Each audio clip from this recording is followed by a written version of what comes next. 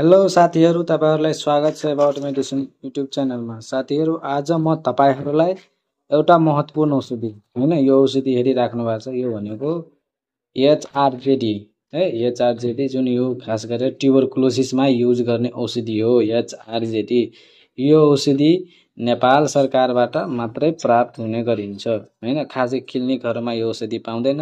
यदि कसैलाई टिबी छ हैन, त्यो मान्छेहरुले यो औषधि खाने गरिन्छ। यो जानकारीको लागि मात्र यो भिडियो। यो आफैले सेवन नगर्नु होला। यो डाक्टरले प्रिस्क्राइब गर्नुहुन्छ, स्वास्थ्यकर्मीहरूले प्रिस्क्राइब गर्नुहुन्छ अनि मात्र यो औषधि सेवन गर्नु होला।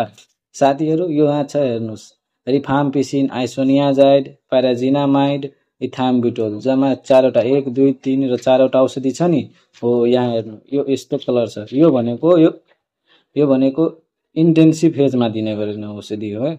यो इन्टेन्सिभ, यो औषधि 2 महिना खुवाउनु पर्छ। पेशेन्टको अवस्थाहरू हेरेर, सबै कुरा हेरेर यो औषधि 2 महिना खुवाउँछ।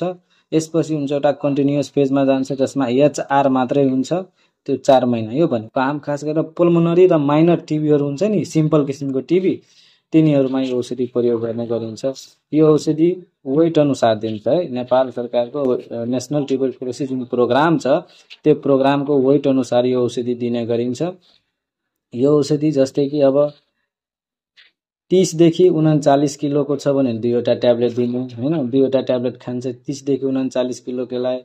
अनि 40 देखि 54 किलोकोलाई 3 टा ट्याब्लेट र 54 देखि 70 किलोकोलाई 4 वटा ट्याब्लेट र 70 भन्दा माथि छ भने जम्मा 5 वटा ट्याब्लेट खाने गरिन्छ एक दिनमा है। यो वेटको हिसाबले हुन्छ। यसको एउटा क्राइटेरिया हुन्छ, वेट कसरी हुने हैन, त्यो सबै कुरा खास गरेर जानकारी हुनुपर्ने हो। डाक्टरहरूले यो प्रिस्क्राइब गर्ने गरिन्छ यो औषधि। अब अर्को भिडियोमा म तपाईहरुको लागि ल्याउने छु एचआर जुन 6 महिना खुवाउँछ जुन औषधि हैन, त्यो औषधि। अब टिबी रोग कसरी लाग्छ, यो के हो भनेर म एउटा भिडियो बनाइदिन्छु तपाईहरुको लागि, धेरै महत्त्वपूर्ण। ट्युबरकुलोसिस के हो हैन, योबाट कसरी बच्ने, यसमा रोग लागेको छ भने हैन के असर गर्ने गरिन्छ। अब यो औषधि खानको बित्तिकै यसो अलिकति साइड इफेक्ट पनि हुन्छ साथीहरू। यसको साइड इफेक्ट रिफाम्पिसिन, आइसोनियाजाइड, प्याराजिनामाइड, इथाम्बुटोलको पनि साइड इफेक्ट हुन्छ। अब जब ट्युबरकुलोसिसको बारेमा केही जानकारी दिन्छु त्यसपछि मात्र यसको साइड इफेक्टको बारेमा जान्नु होला।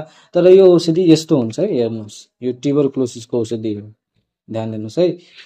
ल साथीहरू, धन्यवाद। यदि तपाईहरुले ट्युबरकुलोसिसको बारेमा जानकारी चाहियो भने म भिडियो लिएर आउँछु। कृपया कमेन्ट गर्नु होला चाहियो भने है। धन्यवाद। होस्।